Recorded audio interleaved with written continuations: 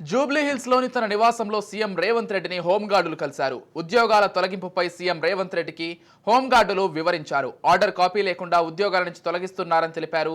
చిన్న చిన్న కారణాలతో తమను ఉద్యోగాలు లేకుండా చేస్తున్నారని సీఎం ఎదుట ఆవేదన వ్యక్తం చేశారు.